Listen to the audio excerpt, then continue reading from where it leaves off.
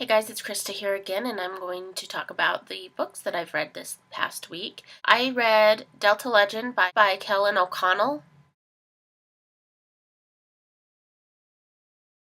This book, it reminded me of Lake Placid. You know, there's a strange creature in the water killing people, and they don't quite know what it is. There is a twist to the story. It's definitely a legendary creature, something that you wouldn't really imagine being in the water. It's got great humor to it. There's a group of different types of characters. It's kind of a campy feel to it. A lot of kids are off in the wilderness, and this creature is in the water. And I'm currently giving away an e-copy of this book on my blog. It's open until the 25th. I'll be choosing a winner on the 25th. And it was fun read. The author does take a look into environment as well. Talks about, the canyons and the history and the legends of the area that where the lake's located. So you do get a lot of interesting background, and it is a full body story that you can get a lot of different things from. And so I am giving away an e-copy over on the blog right now. It is just a Kindle, it is just an ebook, and I will email it to you, to whoever wins. And so that's going on the blog right now. I also read a book called The Substitute by Holly Barrington. It takes place in an alternate Britain where vampires have emerged into society and they can walk about during the day. And there are separate groups, those for the vampires, those against the vampires, those who think that the vampires are overtaking the world. And the story focuses on a girl, Emily Brown, applying for a job at a software company called Pathway Software, which is a vampire-run company, and she has a friend die under very unusual circumstances, and that is the driving force of the story. Is Emily is trying to figure out. She does some detective work to try to figure out why her friend died and the circumstances that were surrounding her death. This book is written almost 50-50 present day and flashbacks. You get a lot of flashbacks to what was happening leading up to the death and the circumstances around the death, and then Emily's current day investigations to try to figure out what exactly happened to her friend. So you get 50-50 with this one. It is an interesting story. I liked it a lot. I decided I'm going to give away an e-copy on the blog because and so I'm picking a winner for that on August 25th as well. And it is just an e-copy, and it will be emailed to the winner when on the 25th when it's chosen. Another book that I read is Candid by Michelle Pennington.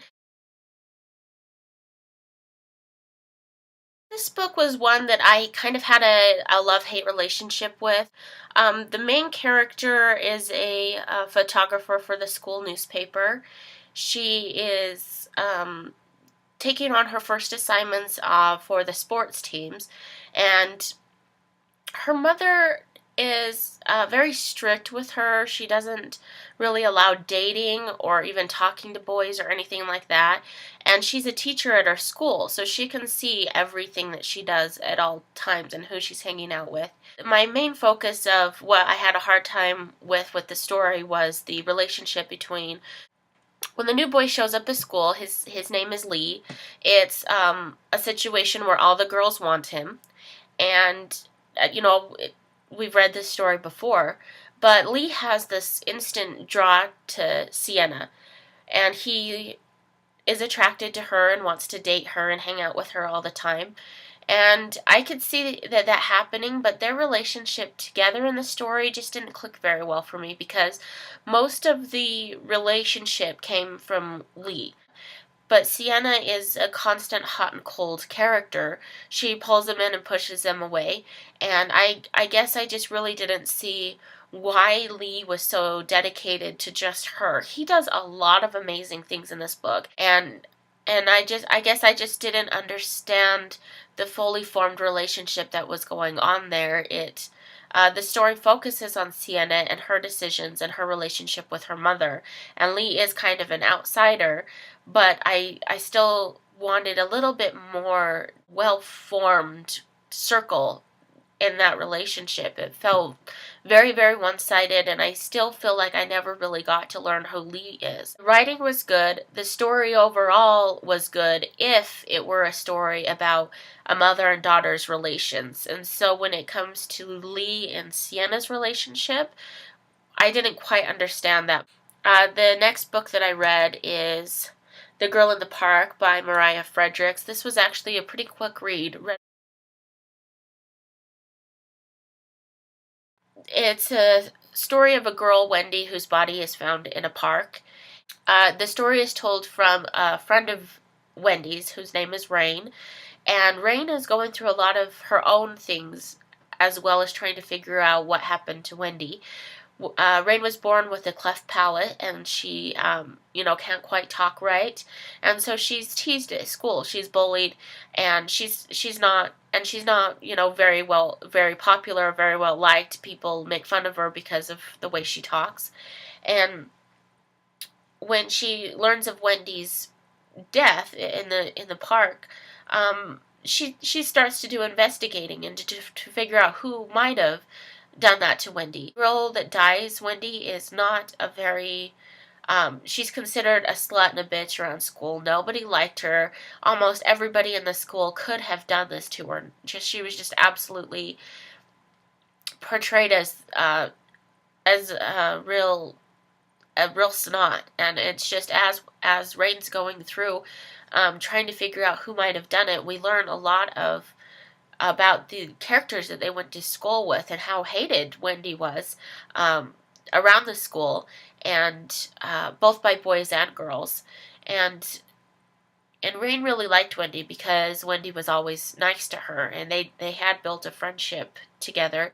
So we get a book full of detective work by Rain, but we also get to learn about Rain as well, and the difficulties that she's had to go through trying to belong or feel welcomed at the school when she has problems, when she has problems of her own that she's been dealing with physically. It's about 50-50 about Rain and her relationship with other people at schools because of her disability, as well as 50% what happened to Wendy and who killed her. Unfortunately, we can't always love every single book that we read, and I had one of these books pop up over the last couple of weeks, and I don't know how to say this author's name, so I'm just gonna. The title of the book is Siren Storm.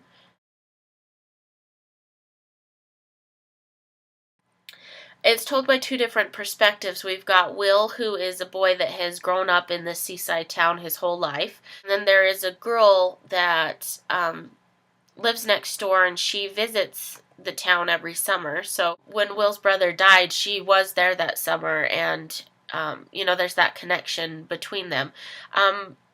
But as far as most of the story went, this is a book that I kept renting from the library, and I would read a couple pages and put it down, and then finally I got to 50 pages in, and I just couldn't keep getting myself to go pick it up, and I couldn't quite figure out why. It was a good story, but I think it was this overhanging melancholy, really sadness to the writing, and it just it didn't, even by 50 pages in, something didn't quite kick up for me. Nothing really happened, and so I wasn't feeling drawn to the story. But then I decided to read just the last two chapters, and I really enjoyed the last two chapters. A lot of stuff happens. There's great mythology brought in and different characters, and it was a big bang right at the end of the book. And so I read through some other people's reviews of the book and found that it was actually a common thing that everybody else was experiencing what I had experienced with the book, and so I decided that I'm just going to go into the second book knowing what I know from the first book. And, unfortunately, I decided not to rate this one on Goodreads or write a review because I couldn't finish it.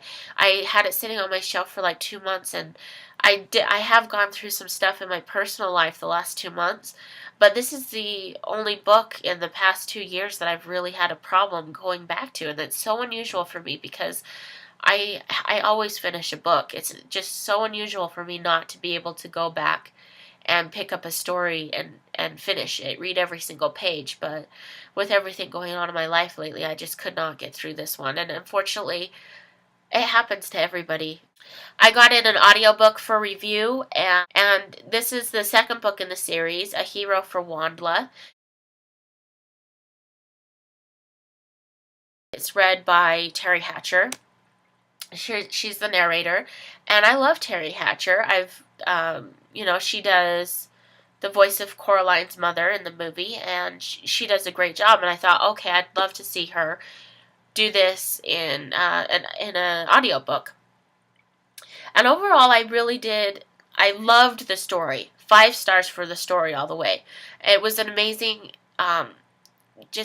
It was so good. It's everything that I wanted out of a story, and this is for middle grade readers, but I had almost all the elements except for a romance factor in it that young adults would love. I mean, I absolutely love this story. I just can't say enough about it, but it's the second book in the series, so I don't want to say too much about it. But if you love adventure stories, if you love dystopian stories, if you love science fiction stories, you're going to enjoy this book. Pick it up. It's a great adventure. As far as the audiobook goes, I did enjoy Terry Hatcher's reading of the story, but I did have a problem with the pacing of the story because it was read so slowly, and you could hear her pronunciating the words slowly, and that kind of got to me. And but she does a great job. But there were times that I really wished I could kick it up a notch, that I could make her speak a little bit faster so that it didn't sound so drawn out when she was talking. But if you are a young person, middle grade, teen years, kids, if you're the age group that the book was intended for to listen to this, I think that you may enjoy the audiobook because she does take the time to pronunciate the words and to try to get that visual into the mind. So I think the only reason that this didn't click with me as an audiobook is because I'm an adult and I wanted something, I couldn't read it at my own pace. But I think that it works good for the age group that it was meant for. The thing that I think that is the kicker for the audiobook is that it comes with let me find it, is the fact that the actual CDs come with this picture on it. And if you have a camera on your laptop, you can you take a picture with your camera on your laptop, and it takes you to a website where you get to learn more. It's a whole interactive website. You get to play the game. You get to fly around in, she's got this like spaceship thingy, ship thingy that she flies around in, and you get to guide through the story and go on the adventure with her. So I think that that's the thing that really is going to sell this audiobook, is the fact that it does come along with that game. And so, and I'm not sure if the game is available just online, if you can just go to the website to play it. I haven't actually tried to do that yet. Yeah, that's pretty much it for this week. I'm currently reading, I just finished Crave by Melissa Darnell. This is the second time I've read the book. Love this story. I am also listening to Daughter of Smoke and Bone on audiobook. I talked a lot today. Sorry it's so long, and I will see you guys later. Bye!